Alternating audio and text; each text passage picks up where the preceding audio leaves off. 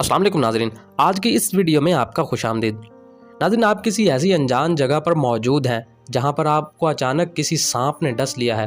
आप किसी जंगल या किसी सहरा के इलाके में हैं जहां पर आपको अचानक से किसी सांप ने डस लिया है। वहां पर आपको फौरी तिब्बी इमदाद, एमरजेंसी ट्रीटमेंट नहीं मिल रहा या नहीं मिल सकता, तो इस सांप के जहर को आप अचानक से जिस्म में फैलने से कैसे रोक सकते हैं।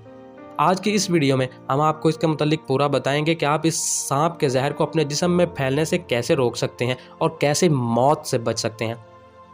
वीडियो देखने से पहले आपसे गुजारिश है कि हमारे चैनल को सब्सक्राइब कर दें और साथ लगे बेल आइकॉन को ज़रूर दबा दें ताकि ऐसी मज़ीद मालूमाती वीडियो आप तक पहले पहुँच सकें। नाज़रीन, अगर आप ऐसी जगह मौजूद हैं जहाँ तिब्बी इमदाद नामुमकिन है और अचानक आपको सांप ने डस लिया है, तो परेशान होना बिल्कुल नहीं। नाज़रीन, फौरी तौर पर डंग वाली जगह से जहां पर सांप ने डसा है वहां से 2 इंच ऊपर पट्टी या रस्सी कस के बांध लें ताकि जहर जिस्म में ना फैले, और किसी तेज चीज से जख्म की जगह पर चीरा लगाएं ताकि खून निकलना शुरू हो जाए, और आग का पौधा तलाश करें।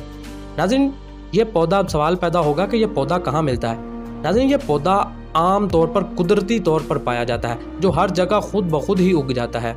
अब आपने ये पौधा तलाश करना है और इसका ज़ख़म और इसके अंदर जो दूध निकलता है उस दूध को अपनी ज़ख़म वाली जगह और नाफ पर लगाना है, और आग के ताज़ा पत्ते या उसके फूल इसके पौधे के अंदर, जैसा कि इस तस्वीर में दिखाया गया है, यही आग का पौधा है। इसके ताज़ा पत्ते या फूल खाने शुरू कर देने हैं। ये उस वक्त तक खाने हैं जब तक ये कड़वे ना लगे। नाज़रीन, ये पौधा एक बहुत ही ज़्यादा कड़वा होता है।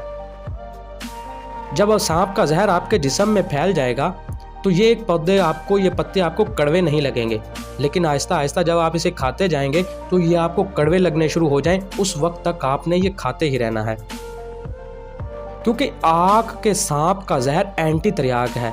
यानी जब आपको सांप ने डस लिया है तो ये पौधे खाने से उसका एंटी है, यानी आपको फौरन उसका इलाज करेगा।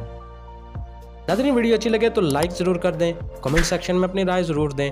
खुश रहें, आबाद रहें, वस्सलाम।